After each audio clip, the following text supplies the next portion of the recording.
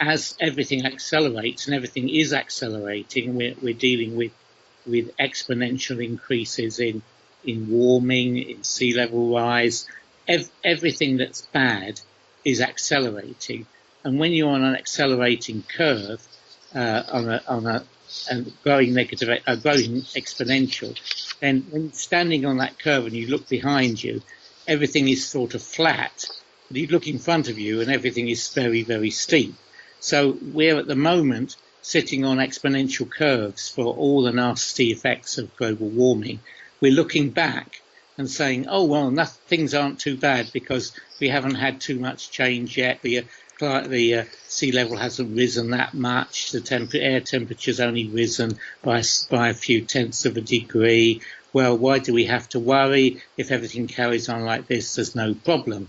But of course, it's not that we're not standing on a straight line graph. We're standing on an exponential. So everything's going to be accelerating, and therefore we can't expect that the changes will be anything less than pretty drastic.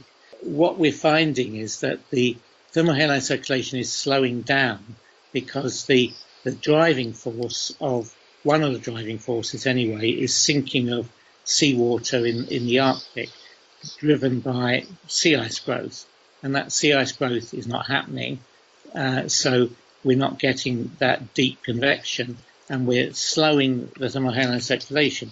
Now, the models of what that will do are that it will cool in the Atlantic, for instance, it will cool the North Atlantic. It will cool the coastlines of Britain, Iceland, Norway.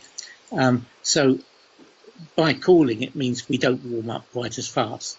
But what you have to pay, the way it's paid back, is that there's a lot more water sitting in the tropical Atlantic that isn't being moved up to the coast of Europe. So that means the water in the tropical Atlantic warms up faster. So we're getting higher water temperatures, which is one of the things that's giving us more intense hurricanes. So this thermohaline circulation, which really is closing down, that adds to the Gulf Stream. It's in the same direction, but it's not as powerful as the Gulf Stream. So even if the thermohaline circulation closed down completely because of this failure to produce any sinking via ice production, if it closed down, you'd still have the Gulf Stream. So most of the heat flow, or large part of it, would continue. It would mean that Northern Europe won't warm as fast. I mean, the estimates from the environment modelers are that under business as usual, most of Europe will get 4 degrees warmer by the end of the century, which is pretty catastrophic. But about Western Europe, that is Britain and Iceland and Ireland, will only warm by about 2 degrees. So it halves the amount of warming that we get, but we still get some warming.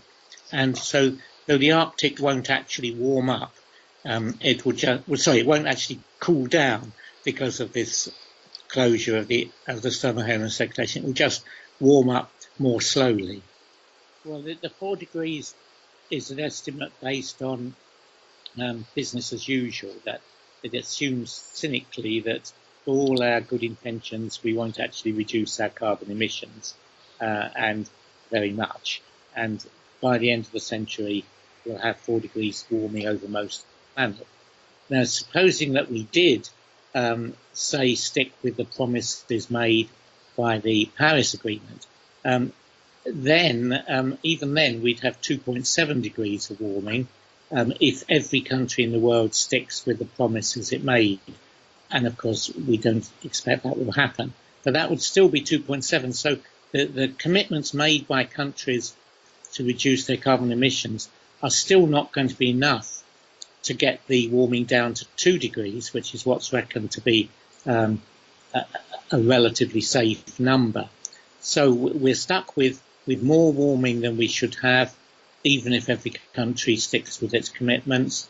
And if they don't, and just let things drift, which is most likely, we'll get 4 degrees, and that will have some very serious effects on food production, for instance.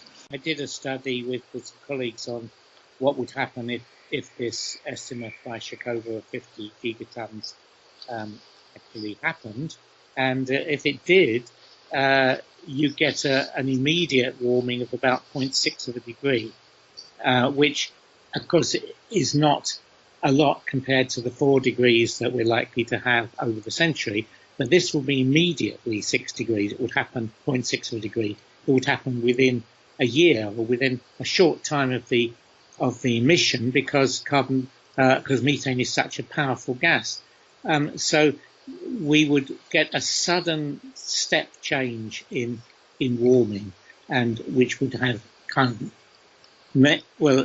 sudden change is something that it's difficult for us to model anyway, but this is ultimately sudden. It's stupendously immediate, and I just don't think anybody's really thought properly what would happen if suddenly one day the world's climate has an average temperature of, say, 15.5. The next day it has 16.1. That's just such a sudden change and such a big change that the results will be pretty frightening, I think. And that's what could happen. But in the long run, it doesn't add a lot to the 4 degrees, but the fact it's so sudden means that the effects could be, we just have no idea. It's perfectly possible that civilization could collapse and we go back to the Stone Age, but there will be enough Stone Age people around to keep the species going, I think, because man has found a way to live in so many different environments, so many different latitudes, that somehow or other, whatever we do to the world, there'll be some Eskimos able to live in Greenland or something like that. Right. So we're not going to, I don't think the species will wipe itself out, but certainly in terms of being the civilized dominant species on the planet, that could stop.